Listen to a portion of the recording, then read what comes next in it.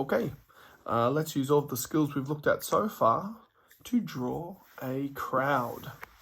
Now, a crowd doesn't mean a group of people. It doesn't have to. It can just mean a group of structures in the one picture.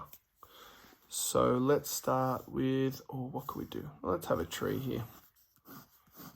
Really basic tree to start off with because I'm planning my picture out. I don't need to worry about details yet. Let's have a dinosaur here. Why not? Maybe it's a T-Rex or an Allosaurus. T-Rex.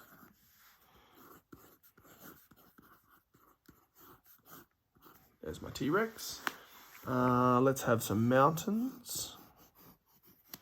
Notice how they're overlapping? Doesn't matter. I can scribble all I want because I'm using a nice light line. Have some hill here and some bushes.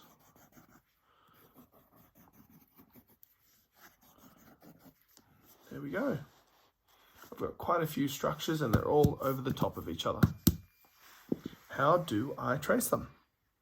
Well, I'm going to use the same tricks we looked at in the last video.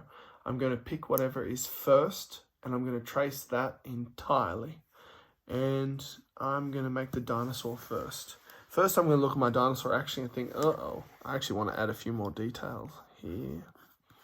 And that's okay. There's nothing wrong with picking up your texture, then saying, hold on, I want to pick up this a bit longer. It's just fine.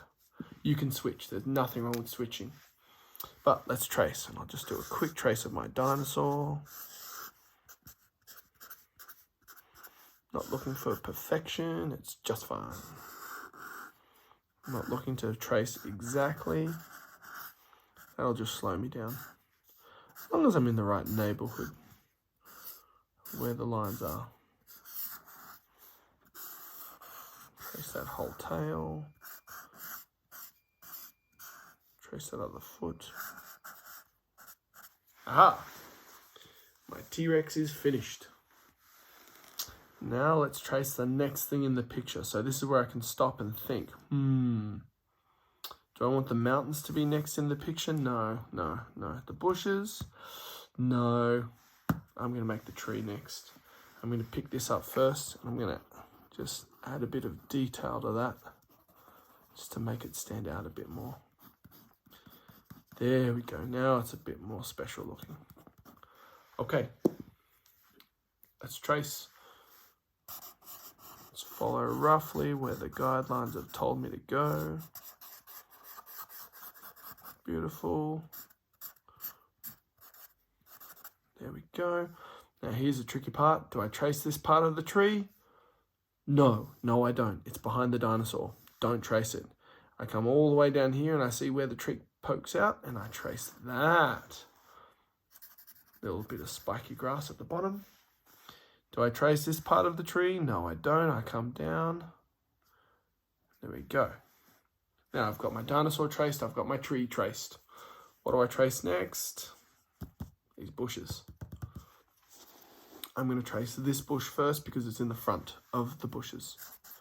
Another bush area. Beautiful. Now I'm going to trace this next bush. It's very tricky. I've got to make sure I don't go over the top of this bush. And I have to make sure I don't go over the top of the dinosaur. This bush here has to stay behind. And that's fine. Just remember where I'm up to. Don't trace this. Don't trace this. Up over here.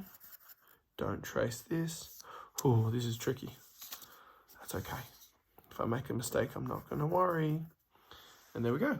I've traced that bush. And now this bush over here. Trace.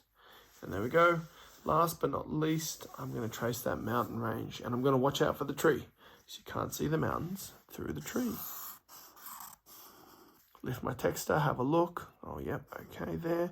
Lift my texture. Where do I need to pop out again? None of that. Just here. Beautiful. Do I want some lines here for the ground? Yeah, why not? Here and here. Okay. I'm happy with all of my layers. At this point, I can look at the picture and think about texture. How can I texture that picture? But You know how to texture. I won't go through that now. The point is that when you're layering a crowded picture, always trace what's first and then slowly work your way back to the back end. Okay, good luck. Have a go.